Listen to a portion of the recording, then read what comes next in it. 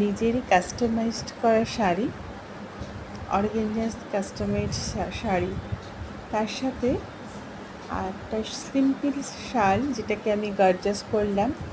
Party wear শাড়ির সাথে party wear শালও হয়ে গেল, যেটা কাস্টমাইজড করলাম আমি নিজে। তোমরা দেখতে থাকো আমি কিভাবে সিম্পল একটা শাল যেটা ছিল ভালো লাগতো না, ওটা যদি কোনো অকেশানে করতে চাই তো একদম সিম্পল ছিল, কিন্তু ব্ল্যাক কালারটা সব কিছুর সাথেই যায়, তাই জন্য এই শালটাকে আমি দেখো কীভাবে গর্জাস করলাম। পরের নেক্সট ভিডিওতে তোমাদেরকে দেখাচ্ছি শালটা কীভাবে গর্জাস হলো। ঠিক আছে, কতটা লুক চেঞ্জ হয়ে যায় সেটাই তোমাদেরকে আমি দেখানোর চেষ্টা করছি নেক্সট ভিডিওতে।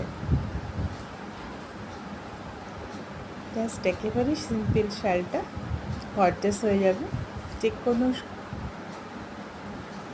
ড্রেসের সাথেই চলে যাবে।